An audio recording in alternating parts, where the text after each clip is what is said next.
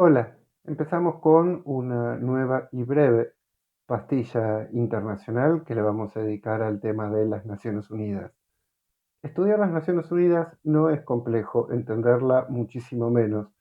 Por eso vamos a centrarnos específicamente en este tema en el material que hemos compartido en la guía. Y en esta pastilla simplemente vamos a dar un par de claves que tal vez permitan entenderlo mejor o ponerlo en contexto.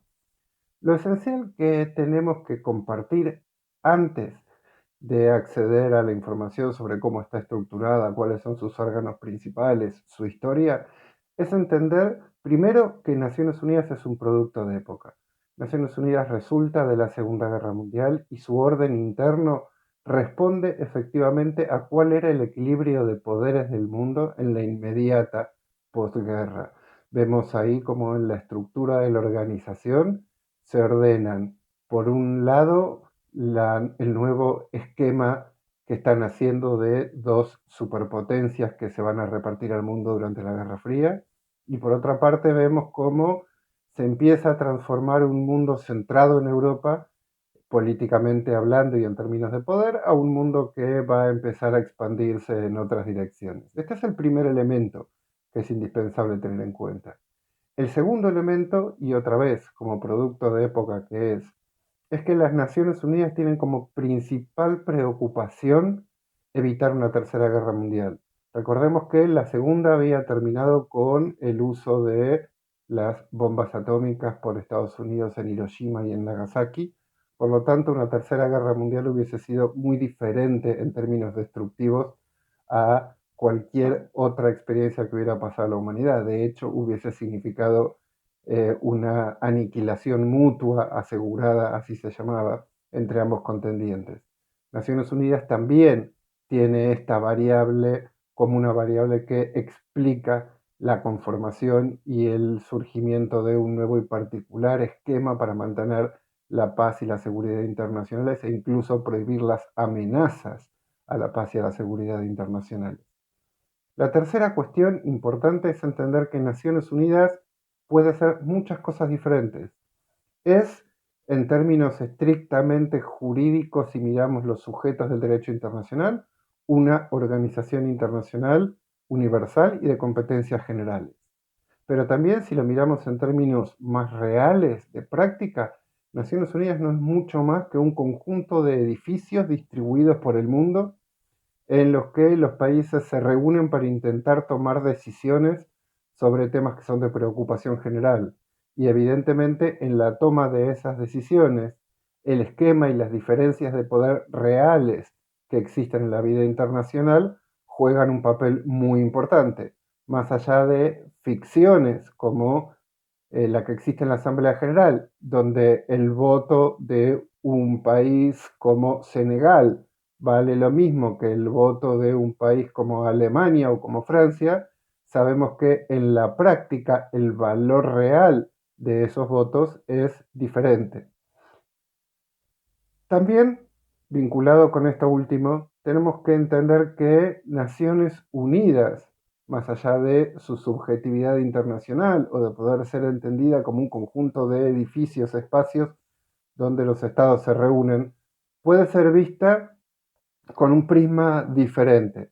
Y entonces tenemos que hablar de múltiples Naciones Unidas. Una primera Naciones Unidas que está dada justamente por el conjunto de los Estados miembros, que se manejan con su lógica y sus prioridades. Una segunda Naciones Unidas que está formada por todo el cuerpo de funcionarios de la organización que tratan de responder a las prioridades de la organización y que hacen un trabajo que es fundamentalmente en algunos casos técnico. Claro que hay excepciones, el secretario general de la organización es un trabajo sumamente político, pero en general lo que guía el trabajo de los funcionarios de la organización es efectivamente buscar implementar lo que dice la carta de la organización y no prioridades nacionales. Y tenemos una tercera Naciones Unidas, que es las Naciones Unidas de otros actores, las Naciones Unidas de la sociedad civil, de la academia, de los expertos que no trabajan para el sistema y que ha sido en muchas ocasiones fundamental como proveedora de ideas para ayudar a moldear los debates, para impulsar medidas progresistas, para incluso en algunos casos hacer frente al poder desmedido de algunos estados, buscando generar alianzas entre actores no gubernamentales de distintos países para hacer presión. Es decir, Naciones Unidas es muchas cosas. Pero para entender efectivamente el valor de las Naciones Unidas en el mundo de hoy, a pesar de todos los problemas que tiene y que seguirá teniendo, lo esencial es entender a las Naciones Unidas como una idea. Por eso Naciones Unidas es como tal irrenunciable. Naciones Unidas es fundamentalmente la idea de que un mundo de cooperación, un mundo donde los países se reúnan para lograr intereses comunes, un mundo de paz, un mundo donde podamos terminar con muchos de los males que nos afligen en la actualidad, todavía sigue siendo posible. Y ese es quizás el valor más importante de las Naciones Unidas en este comienzo del siglo XXI. Si un mundo sin Naciones Unidas hubiese sido mejor o peor, es algo que nunca vamos a saber porque allí la tenemos. Pero lo cierto es que Naciones Unidas, aun con todas sus dificultades, ha cambiado la vida de muchas personas para mejor, ha sido una red de contención frente a algunos males internacionales y ha estado detrás de algunos de los procesos que le dieron forma a la sociedad internacional que tenemos hoy, y son procesos que se vuelven realmente importantes. Desde apoyar en la década de 1960 lo que fue el proceso de descolonización, hasta actualmente convertirse en uno de los soportes esenciales donde se discute el derecho internacional que vendrá. Y estoy hablando aquí, por ejemplo, de ser el centro donde se debaten cuestiones tales como la cooperación en materia de biotecnología o el uso del espacio exterior.